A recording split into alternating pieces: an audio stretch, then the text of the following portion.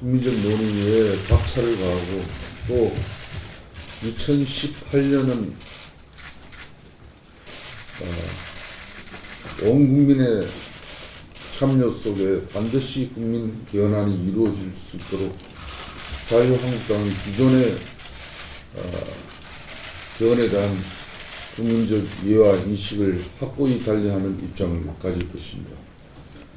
최종적인 개헌에 대한 자유한국당의 입장을 오늘 발표하겠습니다. 개헌은 나라의 체제를 바꾸는 중대한 결단입니다. 구체제와 단절하고 우리 사회의 시스템을 새롭게 하는 과정입니다. 새로운 권력 구조를 통해 민주정치 이념을 제도적으로 구현하고 우리 사회가 우선적으로 획득해야 할 공통의 민주적 가치를 실현해 가는 데 주력해야 할 것입니다. 그런 점에서 이번 개헌에 부여된 시대적 과제는 분명히 제왕적 대통령제를 넘어서는 것입니다. 특권화된 권력을 내려놓고 권력의 무거운 정치적 책임성을 부여하는 제도적 장치에 대한 사회적 고민이 반드시 필요합니다.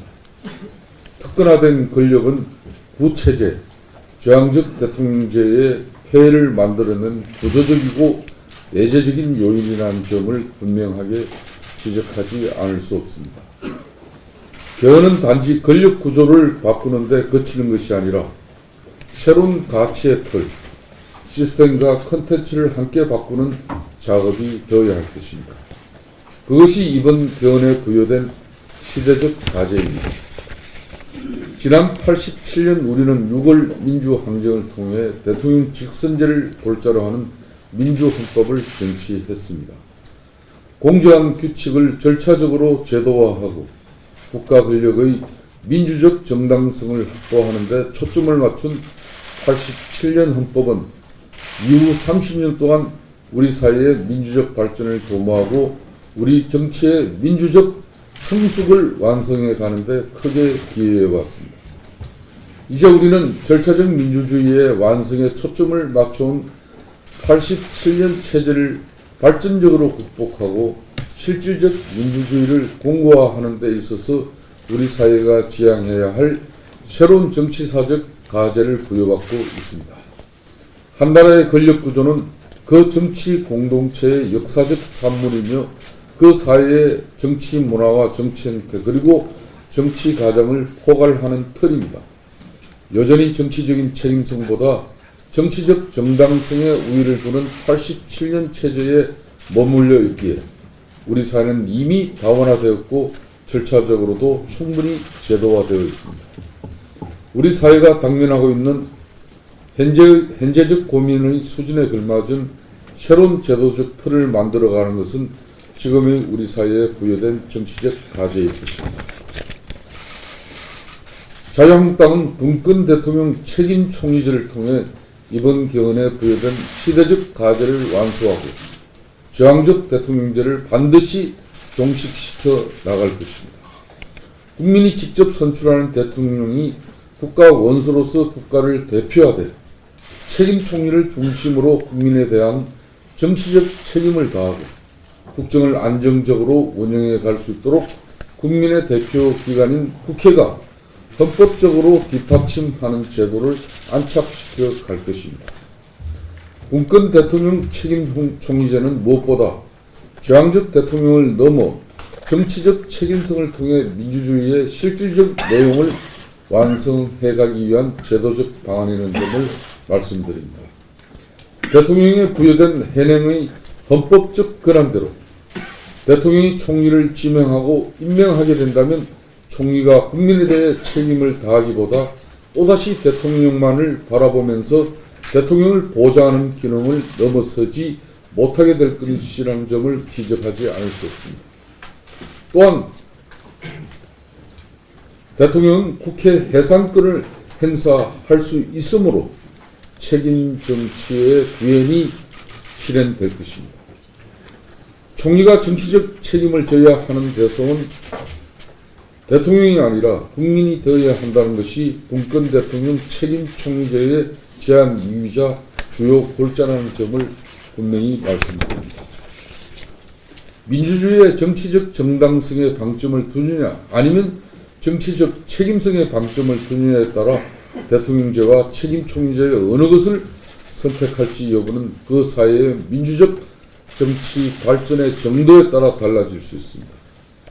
제왕적 대통령 권력을 8년까지 연장할 수 있도록 하는 문재인 대통령 개헌안은 이번 개헌에 대한 국민들의 공통된 문제의식, 이번 그 개헌에 부여된 가장 중요한 시대적 과제, 그 시대적 요구와 시대 정신의 정면으로 역행한다는 점을 지적하지 않을 수 없습니다.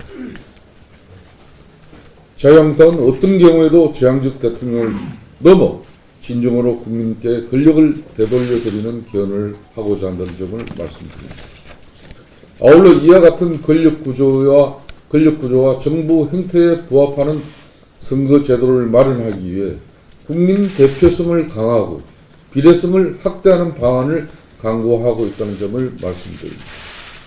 선거제도를 통해 민의가 보다 명확하고 정확하게 반영될 수 있는 제도적 방법을 모색하기 위해 표의 등가성을 확보하고 비례성을 강화하는 차원에서 인구 편차가 심한 도시지역과 농촌지역의 선거구제를 달리하고 비례대표제를 보완하는 방안을 검토하고 있습니다. 학령제와 연계하여 선거 연령을 만 18세로 명문화함으로써 참정권을 확대하는 방안을 법률적으로 뒷받침할 수 있다는 점도 밝혀드립니다. 또한 국회에 부여된 불체포 특권은 폐지하고 면책 특권에는 분명한 제한을 두고자 합니다. 국회의원에 대한 국민 소환제 도입을 적극 검토하되 정략적 의도와 목적에 따라 정치적으로 악용될 소지를 방지할 수 있는 제도적 장치도 함께 고려하고 있다는 점도 말씀드립니다. 제왕적 대통령제의 부작용을 야기하는 주된 요인의 하나가 사정기관을 비롯한 억압적 국가기구에 대한 권력의 지배 및 권력기관하에서 비롯되는 측면을 부정할 수 없는 만큼 검찰과 경찰, 국세청과 국정원, 공정위 등 5대 권력기관에 대한 대통령의 인사권을 축소하고 감사원과 대법원, 헌법재판소와 중앙선거관리위원회의 독립성을 강화하여 상권 분립의 원칙에 따라 헌법기관에 대한 대통령의 인사권을 배제하는 방안을 강구하고 있다는 점을 말씀드립니다. 별도의 인사추천위원회를 통해 헌법기관과 권력기관의 인사 후보자를 추천하고 국회의 동의를 거쳐 대통령이 임명하도록 함으로써 대통령의 인사권에 제한을 두는 방안을 모색하고 있습니다. 또한 대통령의 권한 중 특별사문권의 남용을 방지하고 정치적으로 중립성이 보장된 사면심사위원회의 심사를 거쳐 국회의 동의를 통해 대통령이 사면권을 행사할 수 있도록 제한하는 방안을 검토하고 있습니다. 아울러 국회 국민개헌을 무력화하는 간제개헌의 시도나 폐단을 미연에 방지하기 위해 헌법 개정안에 대한 대통령 발의권도 삭제하는 방안도 검토하고 있습니다. 국민개헌을 무력화하는 간제개헌의 시도나 폐단을 미연에 방지하기 위해 헌법 개정안에 대한 대통령 발의권도 삭제하는 방안을 검토하고 있습니다. 독재정권 시절 권력에 의한 인신구속의 임의성을 철저하게 배제하고자 헌법에 명시하고 있던 영장청구권 조항은 삭제하되 검찰의 수사지휘권은 법률로서 유지하는 방안도 검토하고 있다는 말씀도 드립니다. 우리 사회의 민주적 성숙의 정도와 시민적 권리의 확대, 민주적 시민의식의 확장에 따라 국민의 기본적 인권과 사회적 기본권을 확대 강화하는 내용도 반드시 포함할 것이라는 점도 말씀드립니다. 자유한국당은 특히 미래세대를 책임지는 사회개혁 정당으로서 우리 사회가 우선적으로 획득해야 할 공통의 민주적 가치를 실현하고 사회적 평등권을 확대하는 데 결코 소홀하지 않을 것입니다. 사회적 민주화에 대한 깊은 철학적 성찰이 새 헌법에 녹아 스며들기를 희망합니다. 국민 기본권, 사회적 기본권 강화를 통해 민주주의 새로운 집행을 넓혀가는 데 주력할 것입니다. 또한 지방 분권의 강화를 위해 자치 입법권을 강화하고 자치 행정권과 자치 조직권을 인정하는 방안에 대해서도 면밀히 검토하고 있다는 점을 말씀을 드립니다.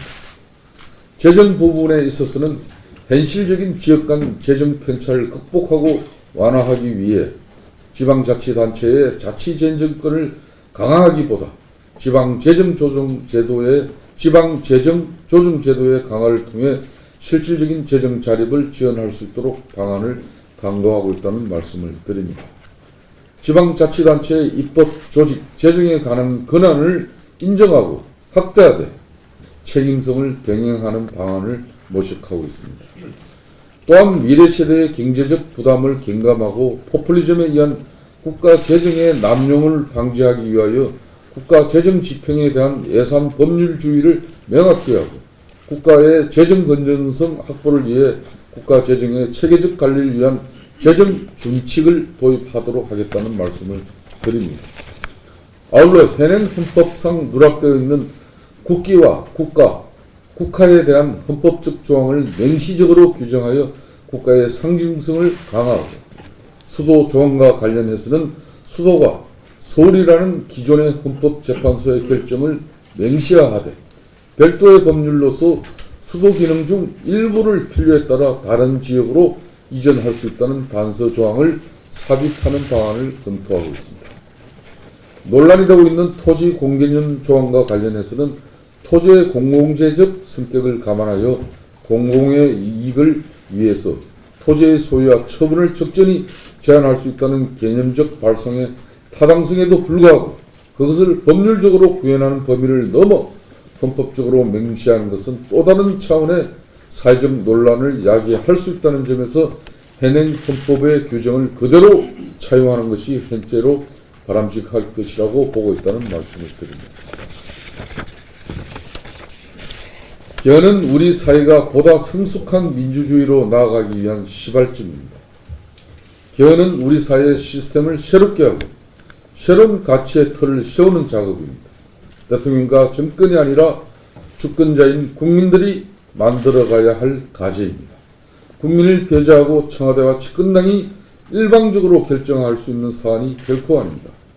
어떠한 경우에도 헌법은 국민의 것이며 자유한국당 국민의 참여 속에서 국민 의견을 폭넓게 수렴하는 개헌을 추진해 갈 것이라는 점을 분명히 말씀해 드립니다.